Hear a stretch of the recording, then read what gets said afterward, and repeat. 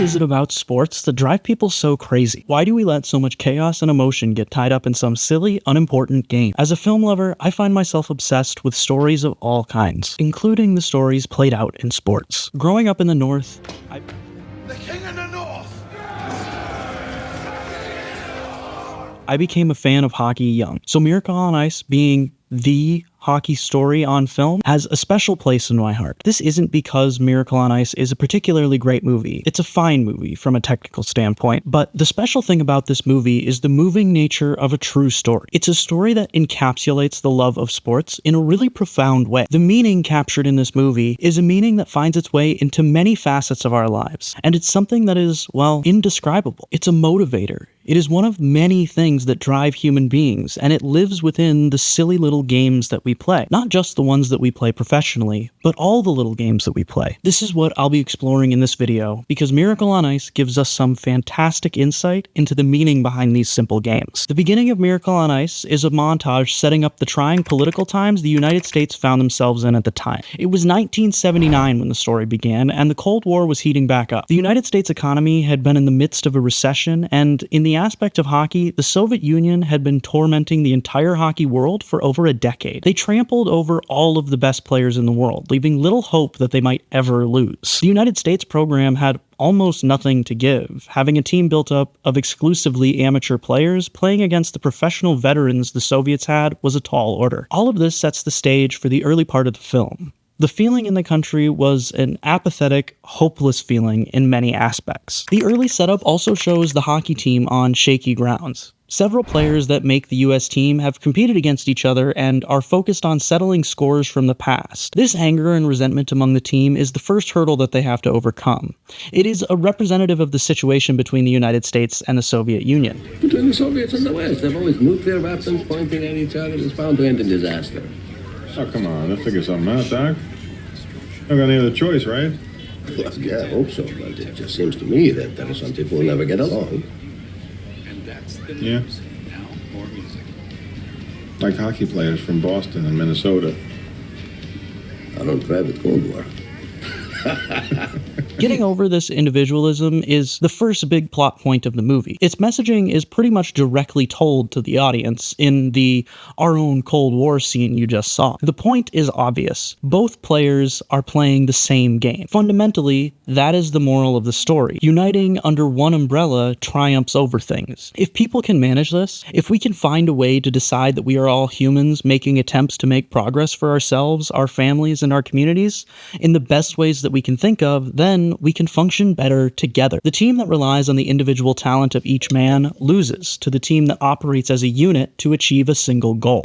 Think you can win on talent alone? Gentlemen, you don't have enough talent to win on talent alone. Solving the problem of opposing worldviews is the problem that's posed in the first act of the film. Though to say the solution is as simple as Herb makes it seem is perhaps the understatement of the 20th century. In the single most iconic scene from this film, a scene that defines my childhood, a scene that still sends chills down my spine even after I stopped caring for the idea of patriotism in any way, this time the team finally comes together. After a performance in an exhibition game that gave the feeling of a general disregard for their performance, Herb Brooks forces the team to skate suicides for what is apparently hours after the game. In the midst of this, team members are falling over, coughing, and throwing up on the ice. The assistant coach and team doctor are begging for this to stop. The future captain of the team finally speaks up. Come on, Craig, blow the whistle.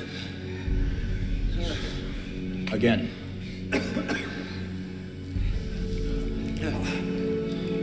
Michael Ruzioni!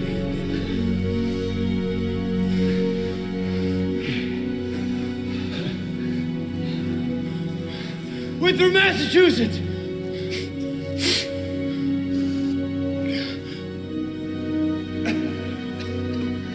Who do you play for? I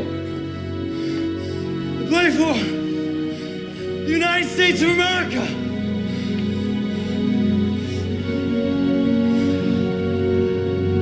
That's all, gentlemen.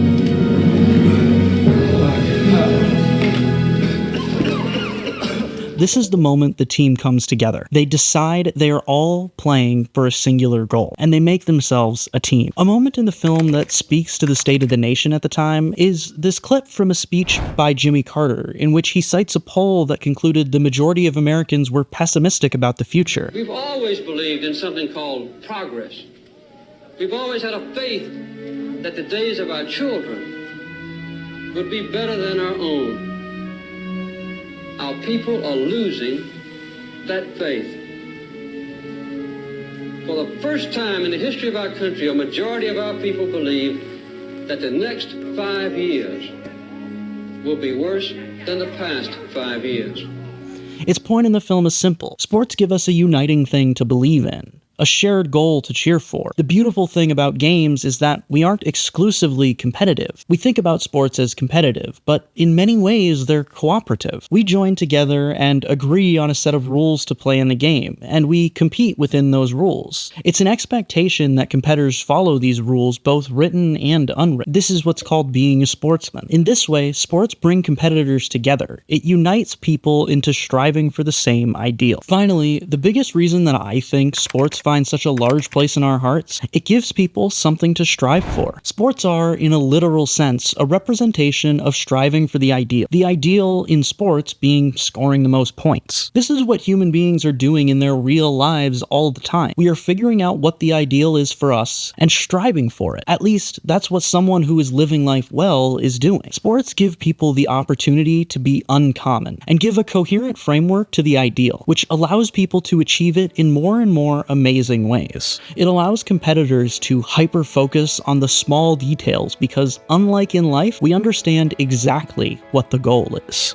That is fundamentally why we watch sports. They show us what's possible when we act properly to achieve a known goal. Sometimes, after enough failures, we actually manage to achieve it. And that's the lesson that sports can give us about life. If you define your goals and focus on the details, you might fail enough so that you can someday win.